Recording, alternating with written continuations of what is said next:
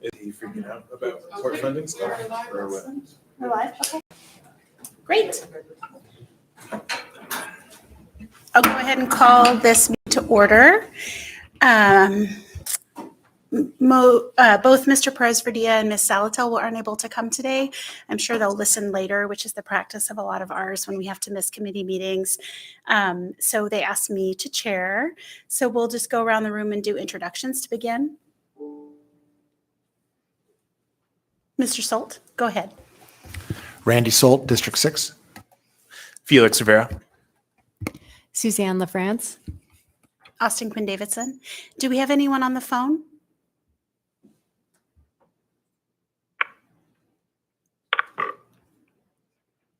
Sounds like we might have someone on the phone.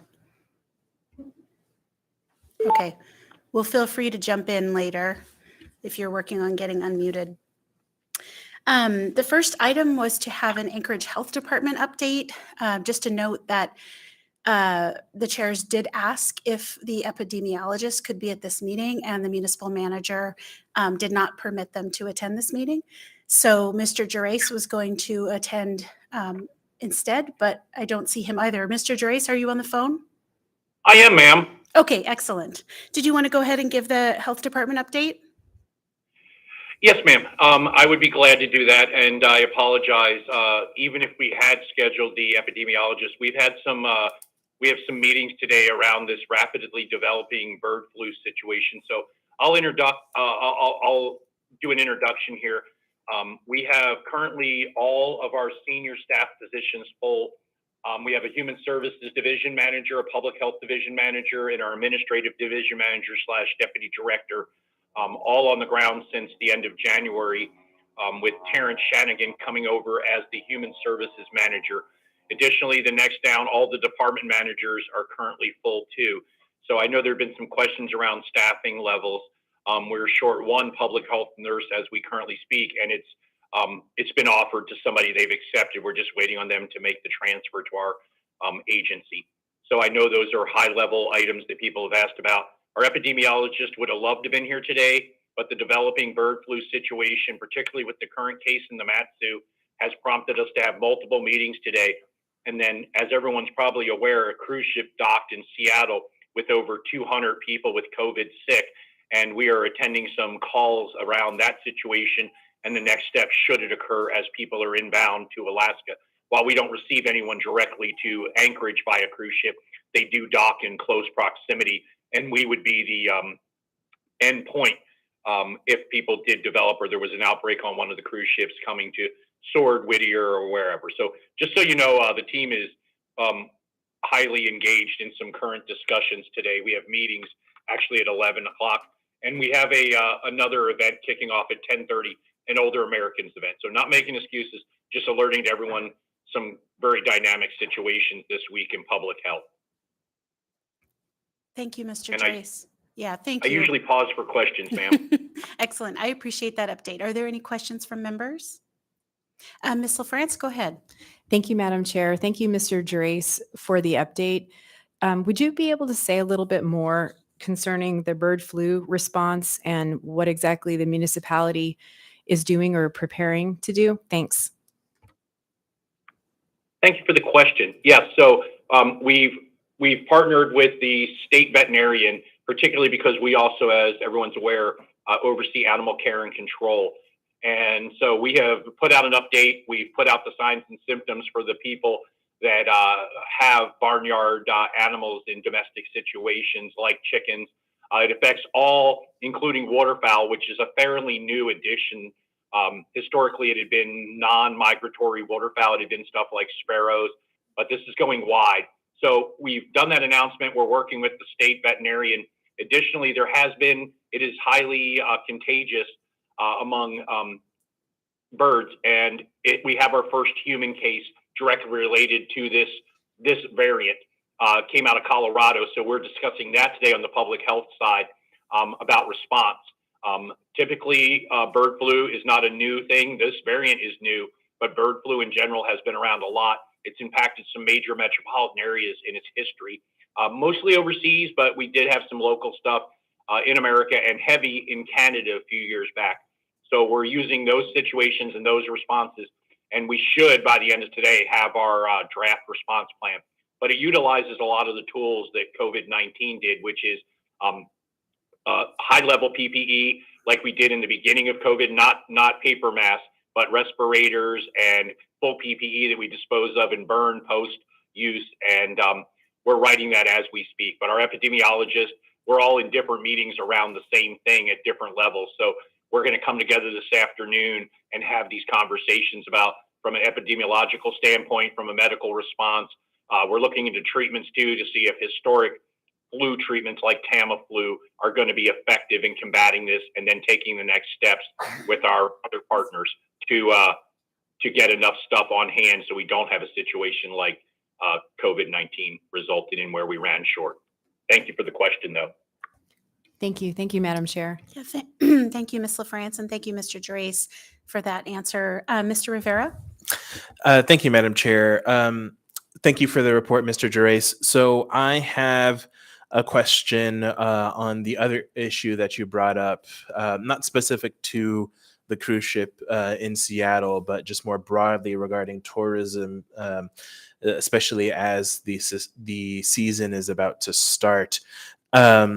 What coordination, if there is any, will the health department have with the state in terms of messaging for visitors, as we have all heard, and this is specific to COVID-19, as we have all heard, this summer is going to be sort of a revenge tourism season, and whatever that means, whatever that may look like for Anchorage and Alaska.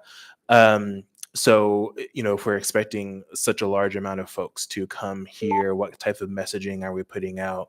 And then in addition to that, we receive a disproportionate amount of international travelers here in Anchorage and Alaska. So could you speak to any, as that messaging is being put out, how is that messaging being translated into various languages? Thanks. Another great question, and a lot of sub-questions in there. So let me maybe hit this at a higher level. I was going to talk to it in a few minutes. We've received a $2 million grant that runs for 24 months from the pass-through from the CDC to the state of Alaska. Integral in that plan, that is actually a written plan we could share, is COVID-19 prevention, testing, and vaccination. So we're going to continue to message that, so the messaging piece, I don't want to speak for the state of Alaska. I've been criticized for this, so I would be glad to draw a partner in to answer these questions. But from a health department standpoint, AHD standpoint, we're going to continue to message the same things because they're applicable: bird flu, COVID-19, or just general flu, which is, if you're sick, get tested, see a medical provider. We have plenty of tests. We have refreshed our supplies for our rapid test machines, our rapid PCR machines at the health department as part of that grant. We're continuing to operate the MCM. In fact, we are literally in the process of expanding MCM medical countermeasures operations with our CDC funded positions. We received 5 CDC funded positions, and we're using them to focus on, lowering transmission rates, not just of COVID-19, but we have a fairly high transmission rate of TB and some other stuff that we're addressing. So those same plans, whether it be for TB, COVID, or bird flu, or some unknown variant, these are airborne transmissible diseases, and we are addressing that in the same way. But we have prepared by keeping plenty of PPE, masks, all the things that were hard to get during the initial response to COVID. We are positioned and ready now. We have rapid testing, we have home test kits, and all those items. So the messaging is from a state perspective. I would say before we rolled out any message different than we're currently using, we would partner with the Travel Association and a lot of the groups that were integral in the first response to this, just to make sure that we don't have any mixed messaging causing confusion. I will tell you, the cruise ships, for instance, require them to be fully vaccinated and have tested. So despite that, they had an outbreak on a ship. So we're looking at that. That's exactly what we're looking at today, is how, when you required everyone to have testing and vaccination, did you end up with 200 people needing some level of service? And that's where our epidemiologists, which really is medical detective, get into it. They're not so much medical doctors as they are medical researchers. And that's exactly what we're looking at today. But thank you for the question. Madam Chair, may I do a quick follow-up? Absolutely. Thanks. Thanks for that detailed response, Mr. Gervais. You addressed two of my three questions. So on looping back to the third one, and just a brief response is helpful. Can you just talk a little bit about, in particular, the language access issue? Is there funding to address that? How is that being handled by either the health department or the state? Thanks. Thank you. I'm sorry, I missed that part of it. So we absolutely do not need funding. We have plenty of funding. We have signs that enumerate in about 90 languages, and messaging into niche communities through the state is also reaching out. But we are messaging all the things about if you have a fever, get tested. But if anyone did display symptoms, our first response, we have a very and I believe I shared it with this committee, we have a language program that is not just the language line. Particularly in some of the primary languages, we have a lot of native language speakers.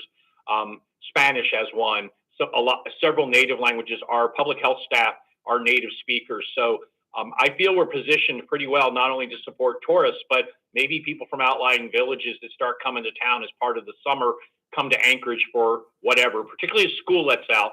And so I think compared to a lot of health departments nationwide, we sit in a better position to respond to those language barrier issues that others may struggle with.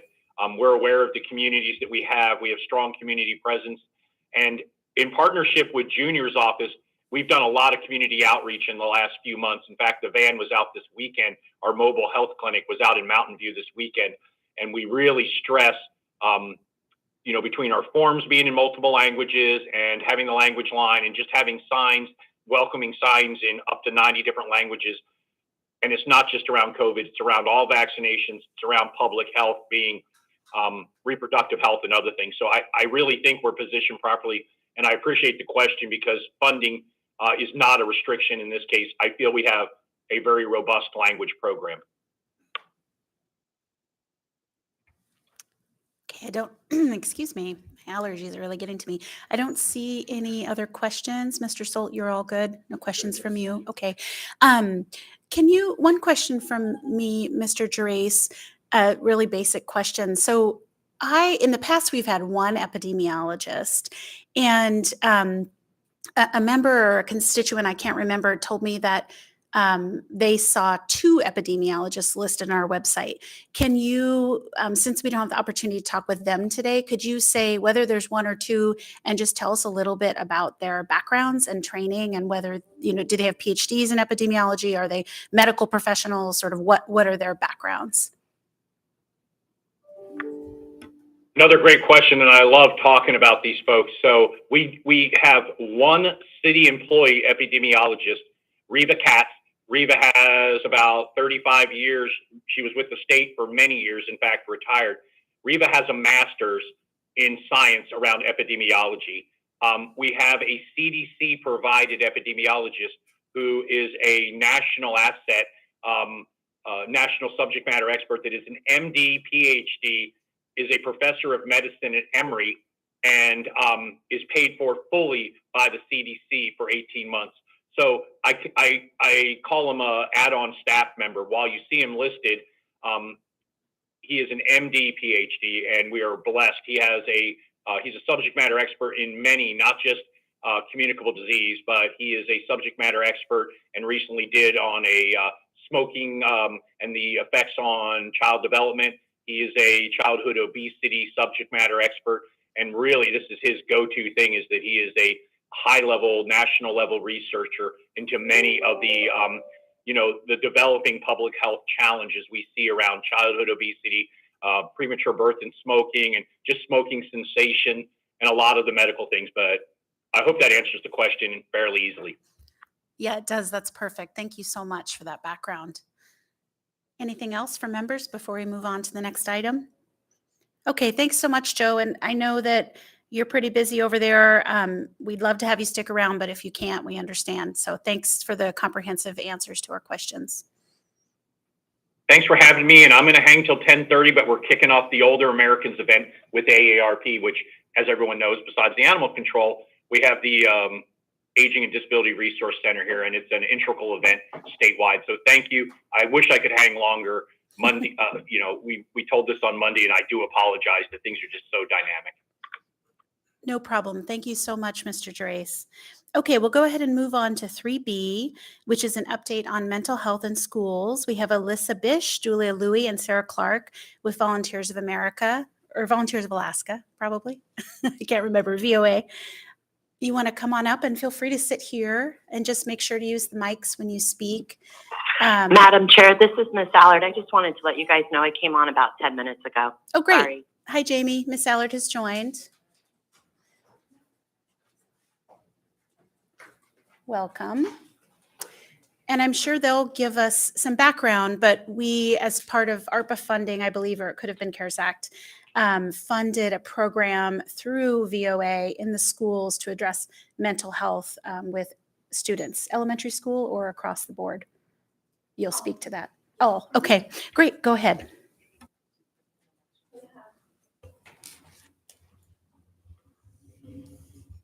Hi, hello.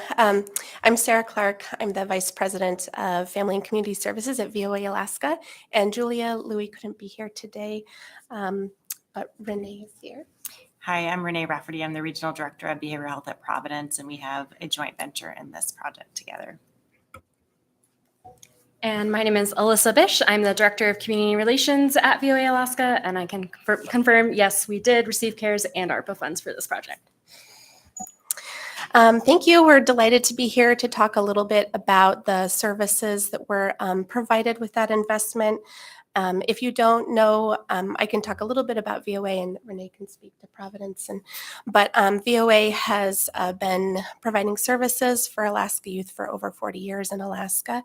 We specialize in therapeutic substance use disorder treatment, mental health treatment, prevention and education for youth and young adults. And we have been also providing services in the Anchorage School District for over 10 years. But that was really amplified and ramped up with this effort. And we were really excited to partner with Providence to even deepen that impact. And I know many of you are familiar with the Providence footprint in Alaska. I'll focus specifically on the behavioral health services. Can you we speak a little provide. closer to the mic? I'm worried that Yes. Miss Allard might not be able to hear you. Absolutely. Thank you.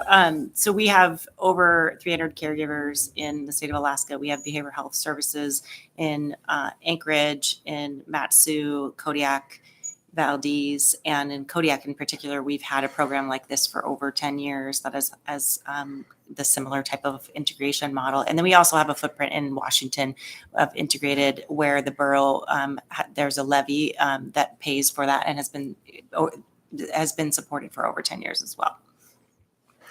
Yeah, with our, just the combined effort of our agencies and our experience in behavioral health, I think we knew that we could really provide excellent services for students in the Anchorage School District.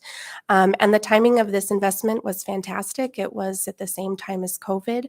When COVID hit, VOA experienced a 190% increase in calls for service. So the mental health implications of the pandemic were significant.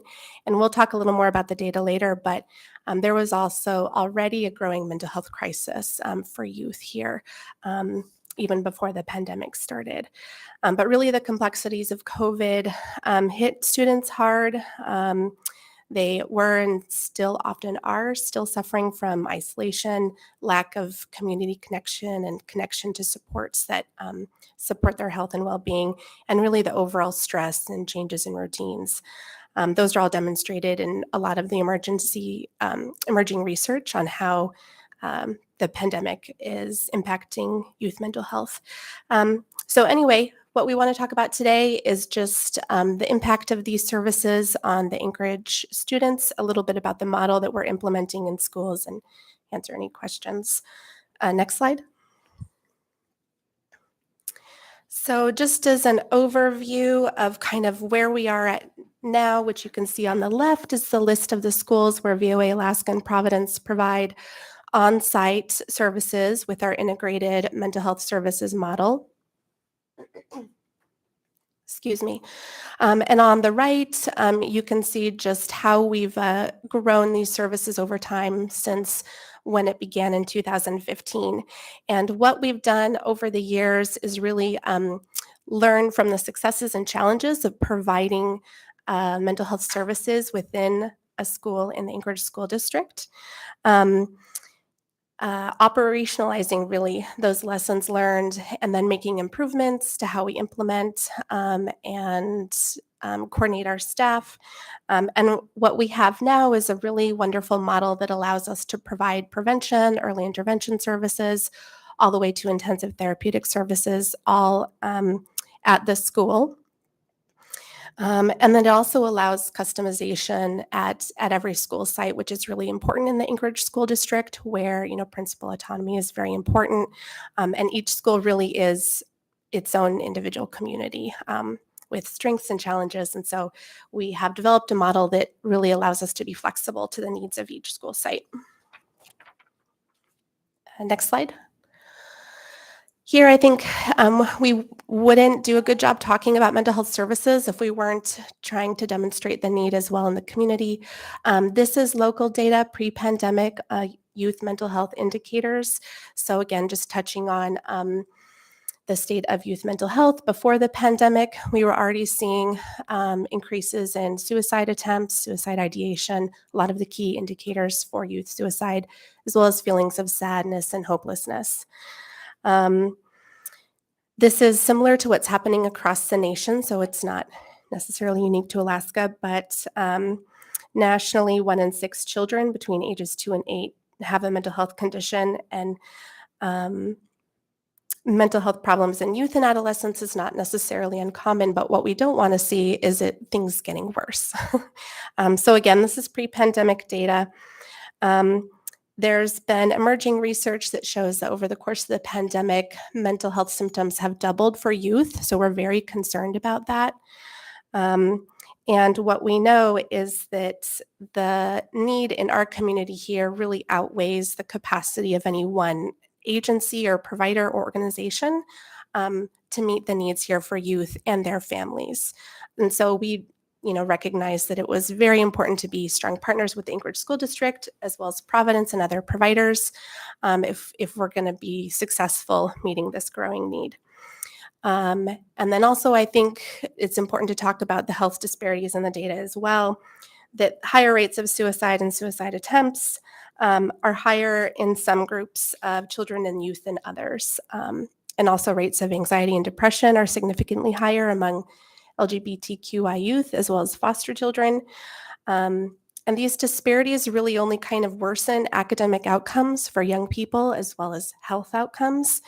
And so one of the things that this model also allows us to do is kind of take a health equity perspective when we're implementing these services in each school community.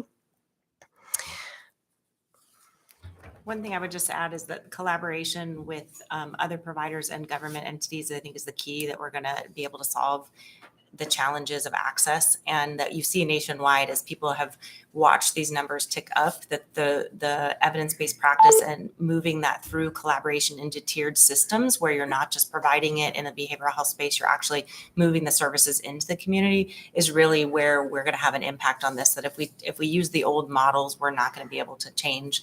We have a lot of individual services, inpatient, psychiatric, emergency services throughout both of our footprint, and this is transformative in the ability to reach the community much faster. Next slide. May I pause you for a second? Yes. For a question. First of all, Carissa, are all of these slides on the committee webpage? Yes. Excellent. And I don't think members received them, right? So would you mind either now or after the meeting sending them to us, so we'll make sure to have them in our emails? Mr. Salt, go ahead. So a question with the question. Sure. Do you want questions now or do you want us to wait to the end? I'm flexible. Go Okay, for I it. just have 2 quick ones. So you showed the schools you're in. Is that just because the program hasn't expanded, or others in other schools, or is that, and then how do you pick those schools? And you kind of touched on it pre-pandemic. What was driving that increase? Mm-hmm. I'm back. Let's see. So yeah, the 10 schools we're in now, that is what we have funding to support at this time. And we do have some concrete costs which Alyssa will touch on later. So we can tell you what it costs to provide a clinician on site at each school with this model. And just to be clear, these aren't clinicians that get shared or passed around with other schools. They're at Tyson, like for example, Tyson is one of the schools. Leanne, who is the mental health clinician, is at Tyson 5 days a week, every day that school's in session. So it truly is a full-time mental health clinician. And so that's why we are at 10 now. We choose the schools very thoughtfully. When we first did our expansion, we had kind of like a town hall community cafe with the school district and different school sites where we talked about the services that providers could offer to their sites. And really to gauge interest, to allow principals to ask questions and kind of talk about what the school needs are. And so out of that community cafe or town hall, we had a list of principals who expressed interest in having a mental health clinician at their school site. And some of these sites maybe had a school counselor, or maybe some of them didn't. Every school is really different in terms of what it has available. Some have a school psychologist, some don't. Some maybe share their school counselors with other. So the makeup, kind of like the infrastructure of mental health support is different going in to every school, but really it was important to be clear about what the clinicians can provide, and then make sure that the principal and the staff actually want the clinician there. Providing services. I would just say too, that as we build our business model, we need partners to make this sustainable. And so we wanted to have proof that this has an incredible community impact, and to do that slowly, but also provide evaluation and data. And we have a 5-year plan to do that, but we're also wanting to make sure that people understand nationwide this really has been best practice and people have seen incredible outcomes with it, but start slowly and make sure it's got a trauma-informed lens, and that the cultural shift from here's a clinic on the side of your building, go send everybody there, to actually we can have prevention, we can have mental health be visible as part of the academic environment. That psychological safety prevents kids from feeling as if they're going to fail, and when they are struggling, we don't have to send them right to treatment. We can get them services right there, and they don't maybe even need a billable service. They need a service where they interact immediately. So we wanted to have thought leaders within the school district that were really ready, and there's plenty of them, which was exciting, but we also want to look at it with the equity lens too. Mm-hmm. Yeah. Hopefully it becomes more evident too that this is a real shift in the way, maybe traditionally behavioral health services are provided. So it is a lot of work to kind of align with the district and the school counselors and the teams there to make sure that we can be providing really good services in a way that fits into each school community. And then okay, keep going. Okay. Let's see. Next. No, I haven't talked about this one. So one of the things that we're doing this year, as we work to kind of do more evaluation for the services that are provided, is a survey. And overwhelmingly, most of the stakeholders, so these are teachers, primarily teachers and school district staff and principals, believe that this does have a positive impact on academic performance specifically. And again, most of them believe that this has had a positive influence on the school climate. And in addition to that, the research base shows that when you integrate mental health services into a school, you see access for those youth, increased access to treatment services, a really focus and improvement on the behavioral supports, which does also improve academic outcomes, and more collaboration between school partners. And we are continuing to work with Agnew Beck to kind of do more evaluation of the model and services that we're providing in alignment with the Anchorage School District.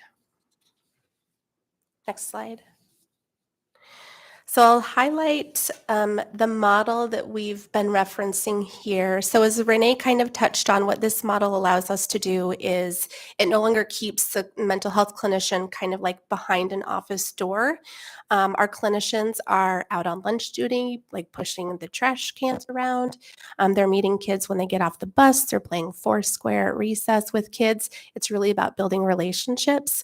And I believe that's really why you see increase in access, is because you take that clinician and you integrate them into the school community, and they're really part of the faculty and the team there.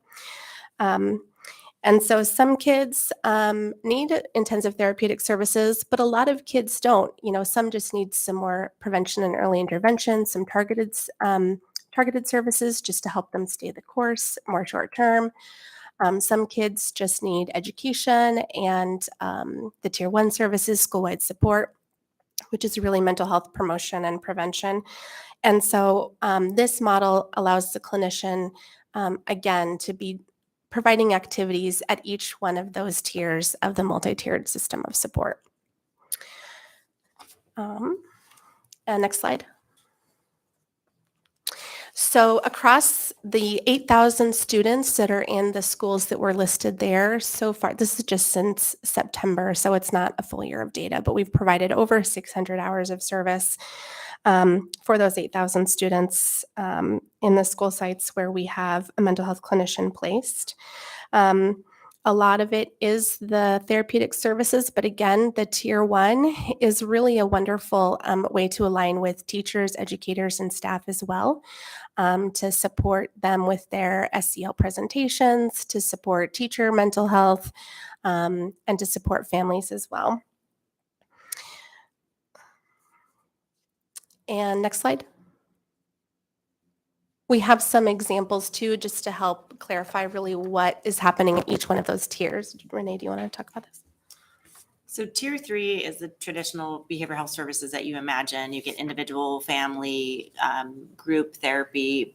And with these services, they're identified from the staff in the school, as well as, there can be kids that seek out the service because they've already met the clinician and they know the counseling services are within the school. An example of this is that we had a student who was in middle school and was not attending for days on end during the pandemic. And often many kids are kind of falling because they were on Zoom. And what happened was the teacher reached out to the school counselor and said, hey, let's get some services, and we're able to provide intervention with the parents first because the kid would not come to school, and they talked to the parents about how to bring the kid to the class.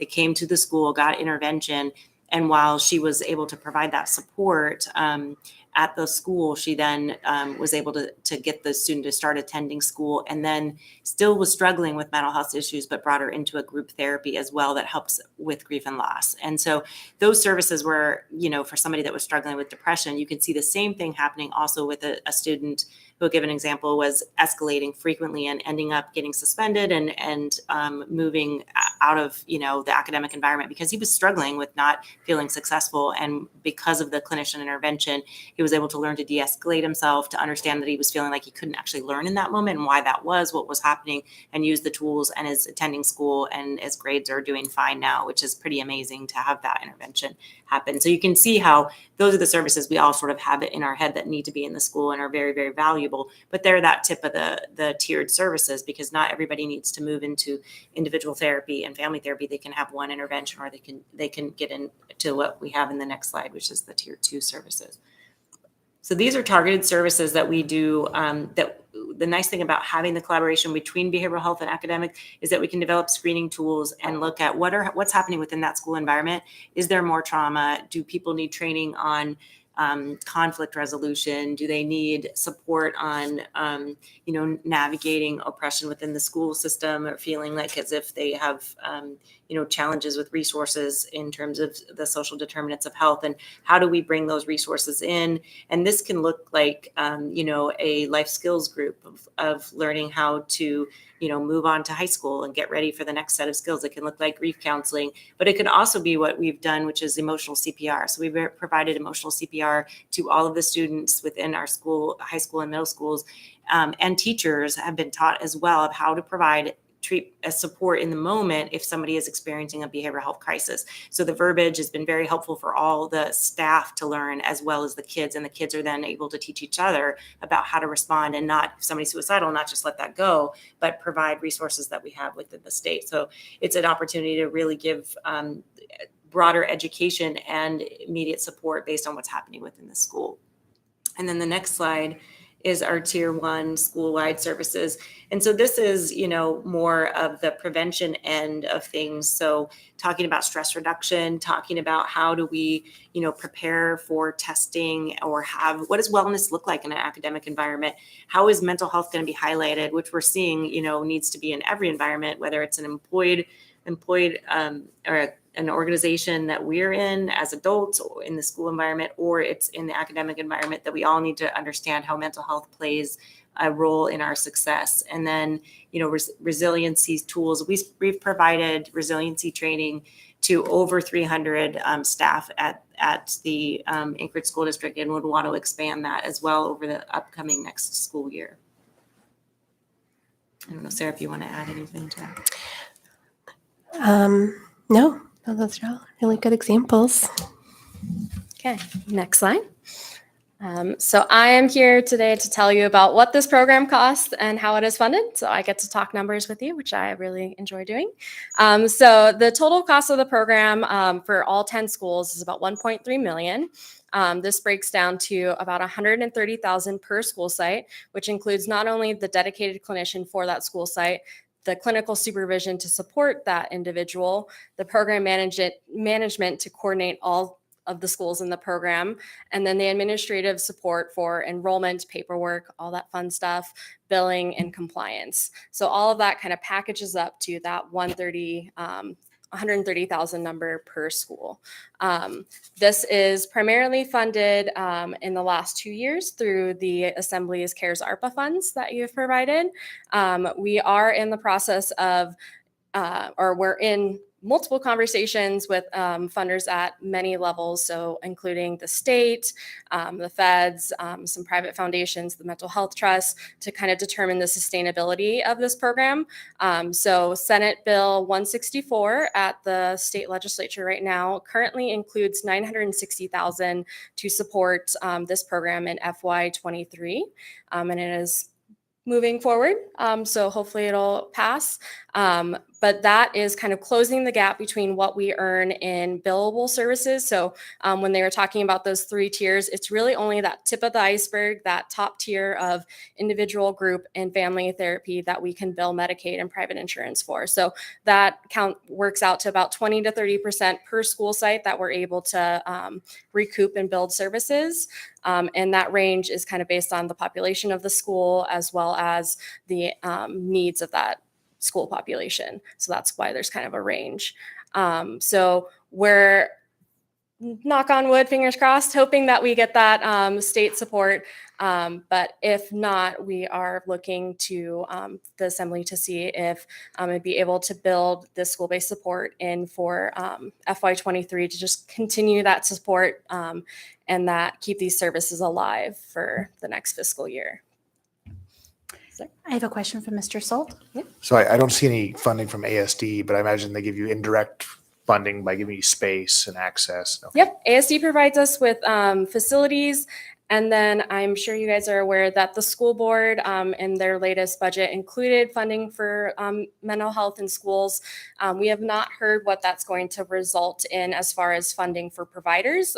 They're doing a lot of infrastructure building within the school district itself, including hiring dedicated leadership members to support mental health. Previously kind of went through a couple different channels and was really principal or school based rather than a coordinated district-wide effort. So we just don't know enough about how that funding is going to kind of trickle out to providers and to support. The school district also has, I think, like 90 schools that they're looking to support. So I don't think it's realistic that their funding is going to cover all 90 schools or support all the schools that they're looking to. So we want to make sure that we're continuing to support the schools that we're in. Great, thank you. You all good? Can you clarify for me? So when you speak of the fiscal year, talking about our fiscal year, not ASD's, because they have a different one, and Okay, so you Yep. have sufficient funding to operate through calendar year 2022, and you're looking for funding for calendar year 2023 and beyond? So we must be, we have, I was speaking to VOA Alaska and Providence's fiscal year, and we follow the state fiscal year, so July to June. Okay. So we are good through the end of this academic year and this fiscal year, but looking ahead to the next academic year and our next fiscal year, that's when we're going to see the gap. And just so you know, Yep. our year is on a calendar year. Okay. Yep. So we in the fall or November usually pass the budget for the next year, which we did last November. And then in April, after we see how the first quarter of our budget goes and whether, expenses were as we expected and revenue, et cetera, Yep. then we do the first quarter budget revision process, which Yep. sets the budget for the rest of the calendar year. So we just did that. So Yep. we've handled our budget for 2022 through Yep. December. There is a supplemental budget process and that's a little different thing. But anyway, just so you're aware. Yep. And I think Thank that's you. part of why we're, the other funders that I listed on here, but I didn't go into much detail on. So the Mental Health Trust Authority, we have conversations with them about asks to support the fiscal year 2023, which is July to next June. So we have a portion of that we're looking to them to help cover. Like I said, the state, hoping that current ask goes through would cover us for the entirety of our fiscal year. So we'd be looking to the Assembly to help with the second half of calendar year 23. Trying to do all the maths. And that's, what I'm speaking about is Yep. just our operating budget, including the alcohol tax. We are also undergoing a process right now to determine how to spend the next batch of ARPA funds, which we expect is around $50 million. And we expect to receive that in late May. We just actually today, I think, released an application and sort of description of how to apply. Do you know where, Ms. LaFrance, do you want to speak to where that is? Is it on our website or how? Yes, it'll be available on the website, and you can go to the Assembly page and it'll be there. Excellent, thanks. So if you're interested in pursuing, applying for ARPA funding, I would encourage you to do that. The deadline is May 20th, Okay. and we're trying to spread this far and wide. We just put a press release out today, but it's a fast-moving process because we want to make sure to get the money out there as soon as we can. And do you have the program dates for that funding? Is it through next calendar year or? I think that's a little 'Cause I flexible. know sometimes they've moved. Yeah, I the think we're ARPA somewhat funds. flexible Okay. there. But that's a good question that maybe you could, Ms. LaFrance would check in with Claire because I do think there are obviously some federal regulations that yes. apply. I'm looking at the time and we're almost at 10:45 and we have another presentation and other things on the agenda. Would it be okay to move on? Oh, yeah. Okay. Thank you. Yeah. Thank Thank you you so so much for your much. time. Yes, of course. Go ahead. Thank you, Madam Chair, and thank you so much for being here today. I was at your last presentation and that was wonderful. And the work you're doing really is such a bright spot. And thank you for that. I would love to see the program expanded to all the schools. And I know that even before, as you mentioned, the pandemic, there was a loneliness epidemic that had been documented and is correlated with anxiety and depression, not just in the United States, but I think in other parts of the world as well. And so I guess we don't have time now, I know, but one question I do have is there is just such a constraint on behavioral health resources. And clearly you've been able to find professionals to staff the program, but that is one question I have is as we do fund programs to provide these critical supports, where do you find the people? So I know we don't have time to go into that right now, Madam Chair, but maybe offline we can talk about that. Thank you so much. Thank you. Oh, Mr. Rivera would like to make a comment as well. Thank you, Madam Chair. So yeah, just looking at the time, I'm just gonna word vomit all of my questions, and then feel free to probably email is gonna be best because I'm gonna have to head out after this meeting. So first is on the Senate bill, so I have SB 164 up, and it looks like it's just a sort of a, don't want to use this term, but a Christmas tree list. Is it included in that list? Okay, great. And then is there, because this does get brought up frequently, is there any capacity to expand, or pretty much sort of we're stuck at 10 schools for now until we sort of grow that capacity? Really quick, I would say we're doing other fundraising and hope to expand at least to one more school within this next school year. But I think that is, we want to keep building vision with you as a partner to imagine sustainability. We're hoping that within the next 3 years, we can have an expansion plan based on our partners really coming along. We want to contribute as well as the school district does. Great. And then I guess just a couple quick points I'll just rattle off. So is the calculation 130,000 per school? Is that accurate if we're looking at expansion? And then I was just curious on slide 6 where you had the percentage of work in all of the different tiers. Why tier 2 seemed to be so small? Because it seemed to me that tier 2 I think focused a lot on prevention. So that was a curiosity to me. And then next is one thing I didn't hear you mention was services for teachers and staff, and it looks like there is some of that in there. And so I'm curious to learn a little bit more about that.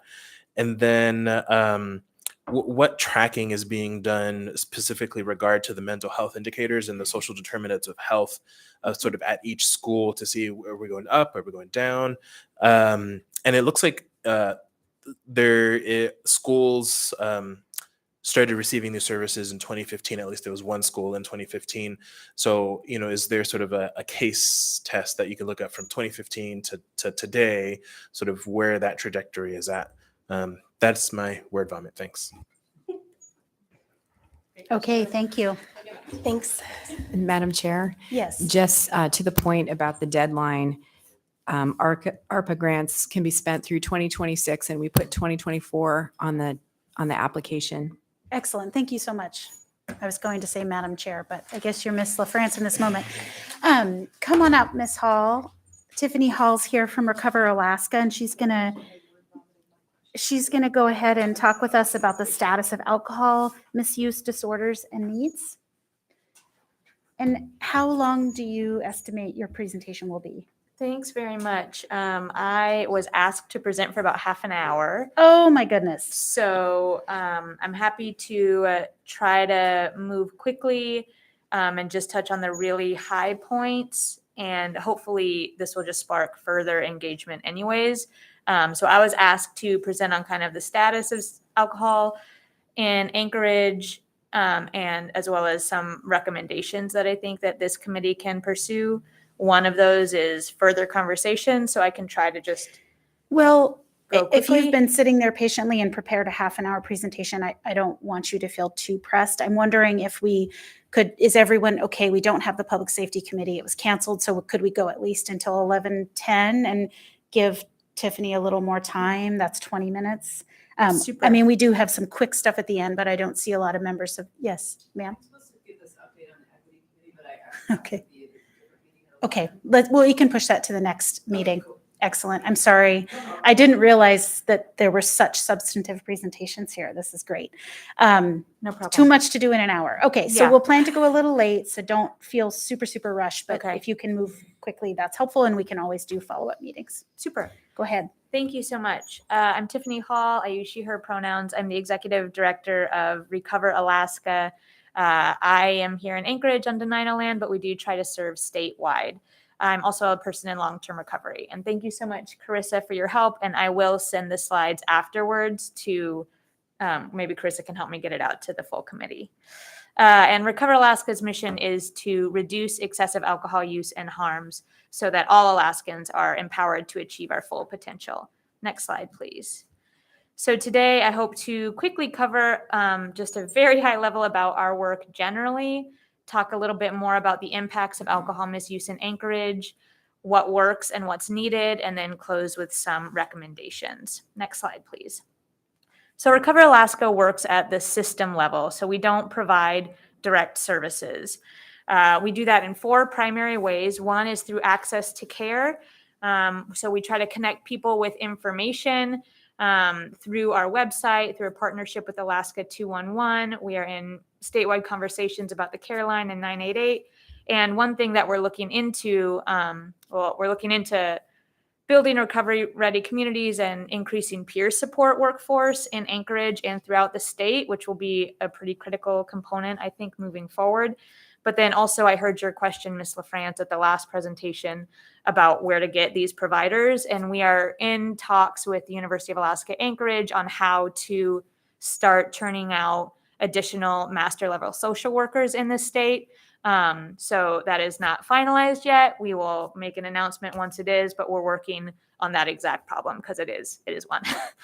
We also do social norms change. We try to reduce stigma around alcohol use disorders and needing help, as well as celebrating recovery and sobriety. We do advocacy to change policy to try to create a safer and more equitable built environment. That has included championing, along with some of you here, the Anchorage alcohol tax, as well as at the state level, we have been working for 11 years on SB 9, which is a revision of Title 4, which are all of the alcohol laws in the state. And then finally, we coordinate a statewide alcohol misuse prevention alliance for health and wellness with regional co-chairs in each region of the state and partners statewide. Next slide, please. Just a couple of quick definitions that are sometimes helpful. Addiction is the treatable chronic medical disease involving complex interaction among brain circuits, genetics, the environment, and an individual's life experiences. These are compulsive behaviors that continue despite harmful consequences. Substance use disorders, this is a kind of a full spectrum. So substance use that interferes with life responsibilities and or physical health. So sometimes people don't necessarily think of binge drinking as a problem, but it is within the range of disorders, even if that person is not dependent on alcohol, for example. And then recovery is the achievement of an optimal state of personal, social, and emotional well-being as defined by each individual while living with or recovering from a mental health issue. So just to say, many of these things are on a spectrum, much like most of life, I have found. So next, I'll talk a little bit about alcohol consumption and harms data. Skip 2 slides, please, Carissa, trying to keep you on your toes. So nationally, alcohol is the 3rd leading preventable cause of death in the United States. An estimated 95,000 people die every year from alcohol-related causes, and these numbers are old. I believe this is from 2019. These deaths have been steadily increasing over the past 20 years, up from about 36,000 in 1999. And in 2020, the national alcohol mortality rate rose 25%. Usually the increase was closer to 3 or 4% every year, 25% increase in 2020. In Alaska, that looked like a 31% increase in deaths attributable to alcohol. That is astronomical. Next slide, please. Alaskans are dying at rates over twice as high as the national average. You can see these are per 100,000. The nation was at 11.4, and this again is old data. It's in 2018. We're hoping to update this year. 26 Alaskans and 110 Alaska Natives, nearly 10 times higher than the national average. This is a stark example of a health disparity. I'm not highlighting this stat to say Alaska Native people have a problem. I'm highlighting this to say we have a societal problem that all of us need to work on to help address it. Yeah. Are those deaths, so I assume those include, physical, like liver failure or those sorts of things, as well as maybe car accidents where people were drunk driving, or a number of different types of death? They are a number, yes. Thank you for asking. And probably this number is underreported because it's what goes onto the death certificate or what the medical personnel decide to list. So if it is cirrhosis of the liver, very acute due to alcohol, that will definitely be listed. If it is suicide, it may or may not be listed. Right. Yeah. Okay, thank you. Next slide, please. Also, just a couple just to highlight a couple of the things that are specific to alcohol, a lot of people know about liver damage and cirrhosis, things like that. Not everybody knows about the wide range of mental health issues, stroke, heart disease, fetal alcohol spectrum disorders, infertility, diabetes, and 6 types of cancer, all very hard evidence to link them to alcohol. In fact, alcohol is the 3rd leading preventable cause of cancer, even at very low levels. No level of alcohol consumption improves health, despite what you may have read. If you read that, it is probably being put out there by big alcohol. In 2019, The Lancet compiled a ton of data around the world about this, and there is no level of alcohol that actually improves your health. Full stop. Next slide, please. Also, just to highlight, the amount of alcohol that is consumed in the country is really done by the largest percentage is done by a small group of people. And this is pretty common with many different things, but just to say, 30% of American adults 18 and up don't drink alcohol. Another 30% consume on average less than 1 drink per week. And the top 10% of drinkers consume 75% of our nation's alcohol, nearly 74 drinks each week. So I just choose to highlight that because of how important it is to try to create a safer built environment through policy change, because those folks need help. That is no longer a choice. Folks who are drinking that heavily need help. And ideally, they need help before they get started. So the more we can do to create a safer environment, the better. Next slide, please. A little bit of Anchorage data. And this actually, next slide, please, comes from the Anchorage Health Department. Back in 2019, there was a community assessment done around substance misuse, which is very helpful. Highly recommend. And as you'll see in my recommendations, highly recommend updating it because especially with the pandemic, things have certainly changed here. A couple of things to point out. I know that this is a tiny slide, but just want to highlight this assessment found alcohol is the substance of highest use and misuse in Anchorage for both adults and youth. This information is obviously dated. It talks about drug mortality decreasing, but we just saw that press release a couple days ago about fentanyl. And so I can't speak exactly to the drug mortality right now. This also found that addiction rates of Alaskan youth are highest in the nation. This report found that stigma around substance use and addiction is very high. And I have seen multiple reports from both youth and adults saying that stigma is a barrier to them seeking help. And finally, this also found that the lack of services, that there is a lack of services, and I know this was exacerbated during pandemic times, with telehealth potentially improving. That is great news. And I know, and you'll soon see from some slides about alcohol use during COVID, that we anticipate alcohol use disorders increasing in the coming decade due to the intense stress of the past 2 years.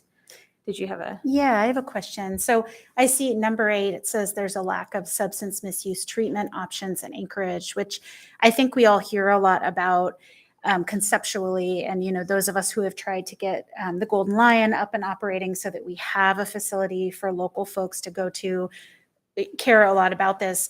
Is there any way to quantify the need? Because we always hear, oh, there's so much need for this. Coming right up. Okay, great. I'm so glad you asked.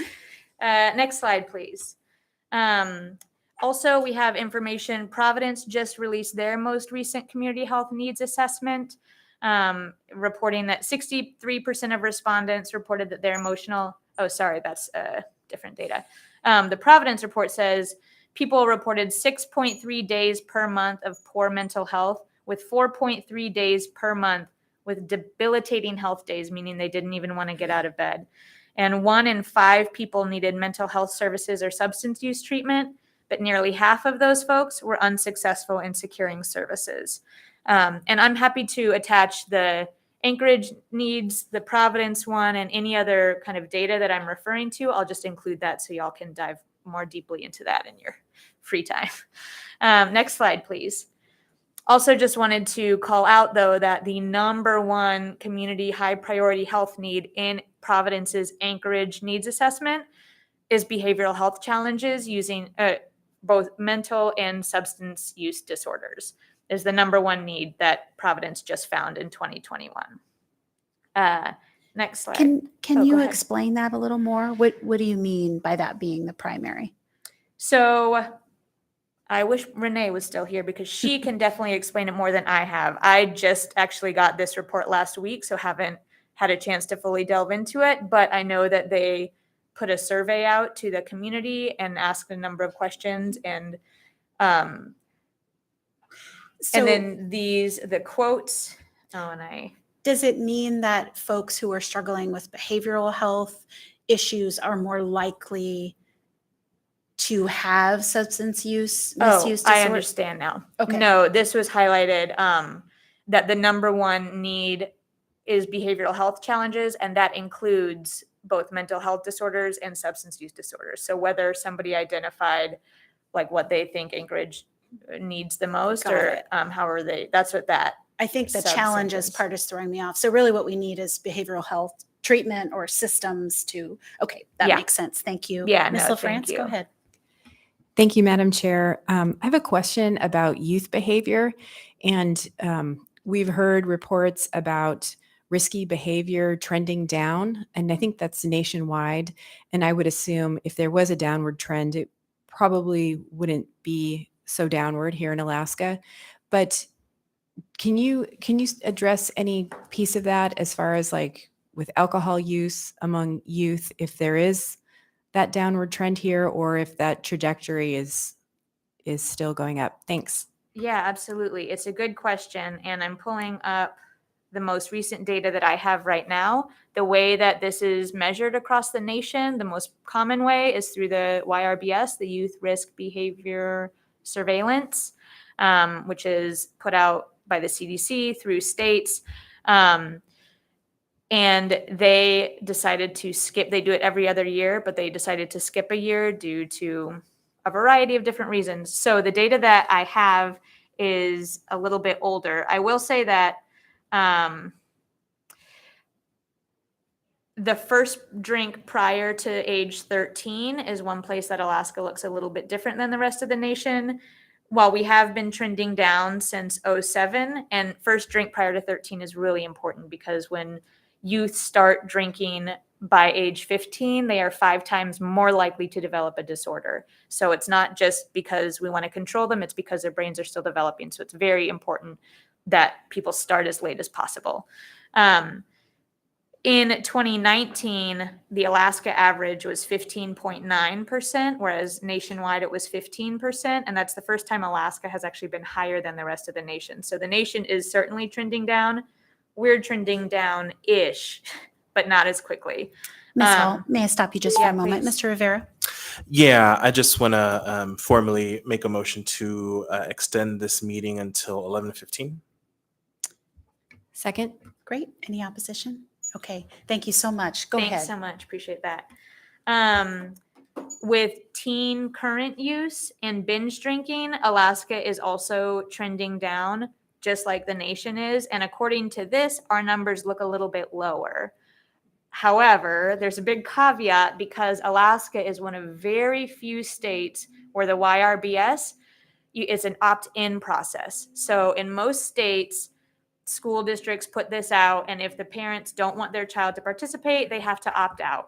In Alaska, you have to opt in if you want your child to participate. So it really changes a lot per school district, depending on the resources they have. Mat-Su does a great job. They just like include it in their registration when you go to sign your kid up for everything. It's one of the forms. You just fill it all out. That's great. In other school districts, they don't include it. They have to send it home as an additional paper, which maybe they do, maybe they don't. Maybe a parent sees it, maybe they don't. And it's really hard because our areas are so small that even if they do participate, they may not be able to break out the data for their school or their district or their region, depending on the numbers that we saw there. So it's even challenging to get public health folks and preventionists to advocate for this because they're like, we don't see the data anyways. What's the point? But if more people participated, they could. So it's just this really big challenge that someday, hopefully, Recover Alaska will bring to the state legislature to become an opt-out state instead of an opt-in state. But that's going to be a big battle. Can I ask a question about that? So you're saying so the state doesn't require that they're opt out. And so it's up to each district to determine then how to do it, which is why the Matsu maybe has a better system. So the state law about it is that parents have to opt in if they want their kid to do it no matter what. Oh, but the Matsu just makes it easy to opt in because they have to do it at the because I they see. include it with the big packet. I mean, that seems like something on an administrative level that could be something you would part with the Seems school like board, it. school board and ASD. Well, perhaps, I mean, there's a new superintendent and maybe this is a I would- passion of his, yeah. I don't know. And I know the school board cares about this. So anyway, if there's anything those of us here who are interested could do to help, let us That's a know. great point, and I actually really appreciate you bringing it up because for me, like, it feels like we've tried a couple of those and they didn't work, but it's helpful to remember that there is always turnover and that we should always keep on asking the question. So thank you. I'm going to add it to Yeah. the recommendation slide. Yeah. That would be very helpful. Did that answer your question? Yes, thank you. Super. Yeah. Next slide, and then next slide, please. So just a couple of highlights about alcohol use during COVID. Nationwide, we saw alcohol use increase significantly, especially in 2020. I haven't seen as many reports in 21. I think just people didn't collect quite as much data or it's not out yet. But certainly in 2020, we saw large increases. Here in Alaska, 32% of households that use alcohol reported using more alcohol due to stress and difficulties caused by the pandemic. And that's another important distinction there because we know that when people are drinking to cope, that drinking is much more likely to lead to a disorder than drinking to celebrate or drinking socially. So when it's to deal with stress, it is much more dangerous. And we saw the biggest increase nationwide in Black people as well as women, especially the number one increased population was women with children under 5 in the household. Their rates just skyrocketed. And for the first time in history, women are now drinking to excess more than men. This has been growing for a long time because the alcohol industry knew this and they saw a weak population and they said, I'm going to market to you. And they made Rosé All Day t-shirts and they made Mommy Wine Time. Anyways, this is not a conversation on big alcohol, but if you want that, I'm ready to go. Next slide, please. And also to say roughly 5% of respondents to this Alaska-based survey is that they said 5% of respondents returned to use after previously being in recovery due to stress of the pandemic. Just to highlight that maintaining recovery is just as important prevention as not starting a disorder is, because it is so easy to get back into it. Next slide, please. And then in terms of access, 58% of respondents who sought services found it very or somewhat difficult to obtain mental health or drug and alcohol treatment services during the pandemic. Not surprising, but felt worth calling out. Next slide, please. On the bright side, because Recover Alaska believes in a positive social framework and highlighting the good, I did want to say 75% of respondents have shown resiliency by saying it was true or very true that they found new ways to connect with family or friends, had emotional connections they need, and helped others with financial or practical support since the pandemic began. Next slide, please. Next slide. Thank you. So in terms of treatment, I just want to also call out that there are a lot of different types of treatment. Sometimes people only think of residential treatment or inpatient, but the continuum kind of goes everything from early intervention to support groups, education, individual or group counseling, intensive outpatient, partial hospital program, inpatient and residential treatment, detoxification, medication management, medication-assisted treatment, and lifelong recovery support. So it is a very large continuum, and we need more access to all of them. But just to say that people so often get fixated on the residential treatment. which is when people are kind of most acute. That is what they need. So it's important, but it would be really great to keep people from needing that level of service by providing some of these services ahead of time on this side of the continuum. Next slide, please. This slide is inaccurate. Sorry, there are probably 6 additional ones that didn't make it onto this slide, and there's a typo. Volunteers of America runs the ARCH program for youth. Salvation Army runs Clitheroe. So I will update this slide and get it to you, but it's just like a snapshot of the residential treatment options in Anchorage. Next slide, please. This one I think is a little bit more to your question earlier. And this was produced by the state when we were applying for the 1115 waiver, which allows for reimbursement for Medicaid for additional services than we had before the waiver. And so what they identified, and this is for Anchorage Region 1, they said what we need in the next 3 years are 4 more intensive outpatient programs and for adult and 4 for youth. We need 15 more adult and 5 more youth beds for residential treatment. We need 12 beds for residential special populations, for example, substance use disorders and intellectual or developmental disabilities. And I believe that this is what that old RFP for the Golden Lion was going to go to, was this level 3.3.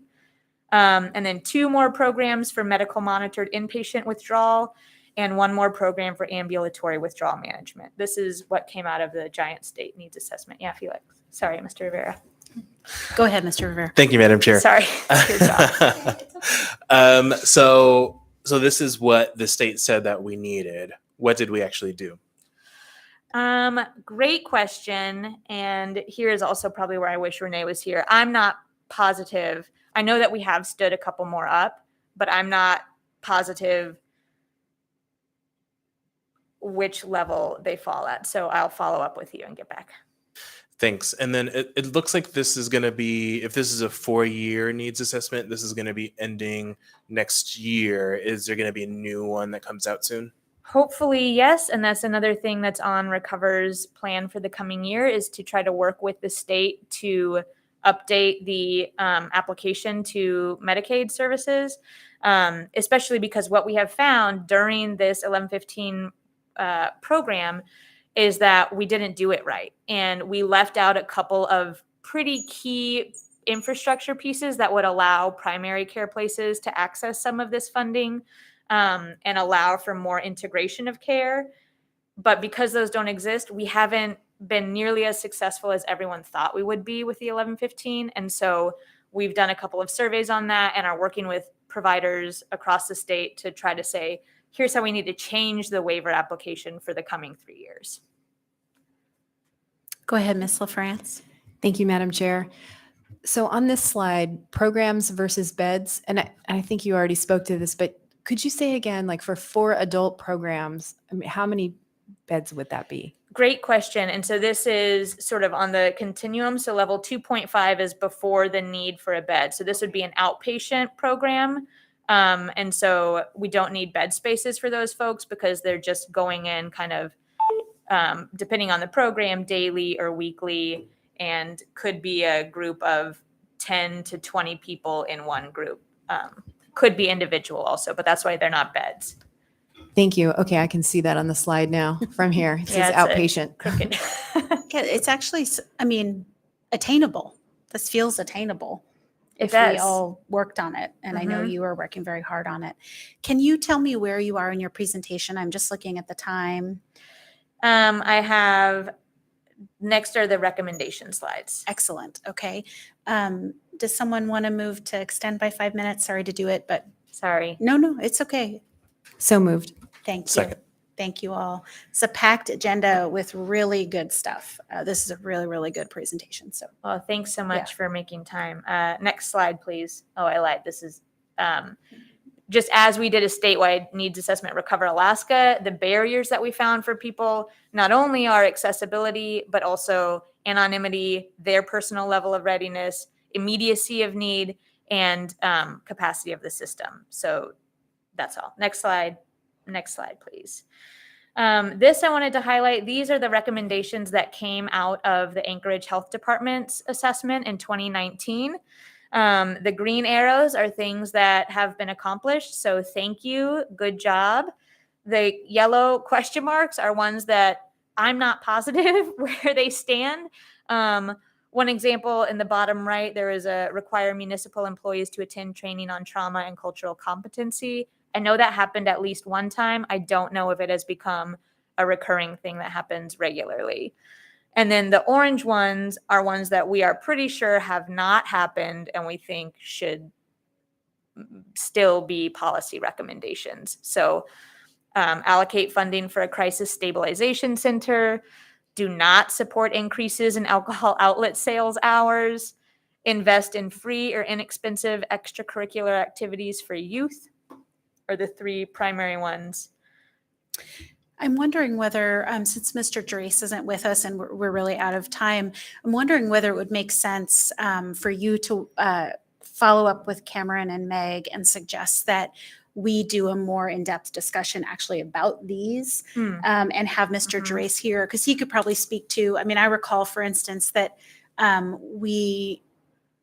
was a move to some members on the body a couple years ago to maybe expand hours, and I don't think It that did passed. not happen. So anyway, it'd be useful to just sort of have a conversation where we have a little more space Yeah. and time.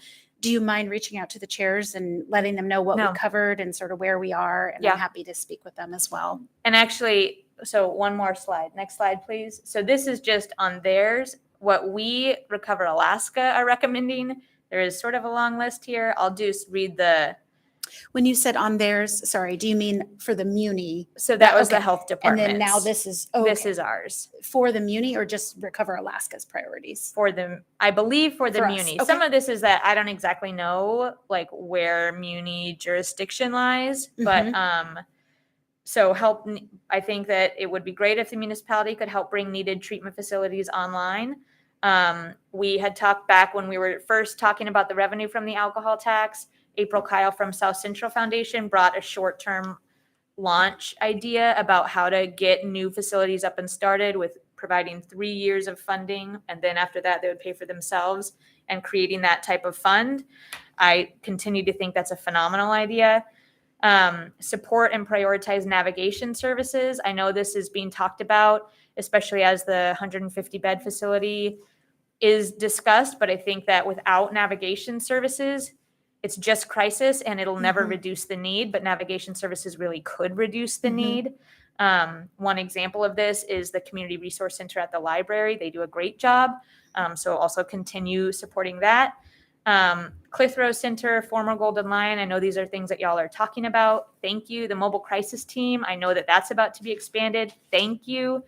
The next update, the 2019 assessment. I'll just say that the mayor did veto that, but we will be Oh. scheduling a meeting to hopefully override it so that we can expand and continue to operate the mobile crisis team. And just Thank speaking, you. speaking of the 1115 waiver, if we go 24/7 with the mobile crisis team, as a lot of members here know, we can then get reimbursement from Medicaid. So it actually saves the city money to do what we're doing. So anyway, Yes, sorry to thank cut you into your for that. time, but it's a big priority of ours. No, I appreciate it. And I'd forgotten about the veto. So also, if there's anything we can do to support that undoing, happy to support it because it is hands down a very, very strong recommendation. We would recommend updating the assessment from 2019.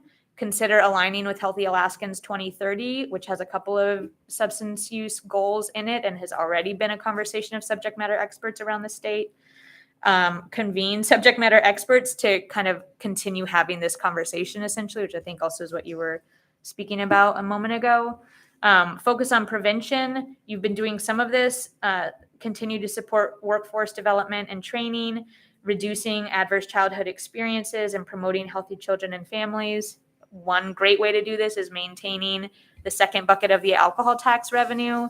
And by second bucket, which one that's do you the mean? bucket for prevention of child abuse, sexual assault, Yeah. and domestic violence. Thank you. There are many of us who continue to advocate for those upstream solutions rather than just focusing on homelessness, which is obviously a related result to a lot of this, and not always And related. it's Sometimes important. is, and it's important.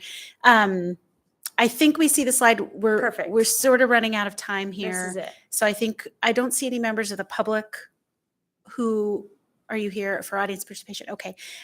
So I guess before we adjourn, thank you so much, Tiffany, for bringing this to us. Thank you for all your work in the community, and your passion is very evident. And I know you're making a big difference. And thank you for working with the Assembly, in particular with Mr. Rivera and Mr. Dunbar and I, to get the alcohol tax passed. You were a big part of that. And I just want to thank Mr. Rivera for his work on reducing ACEs. He got through some funding on the Assembly to do that work as well. So we really appreciate what you're doing, and I think look forward to the next discussion. Great. Thank With you that, so I'll go much. ahead and adjourn. Thank you. Yeah, of course. Sorry to That was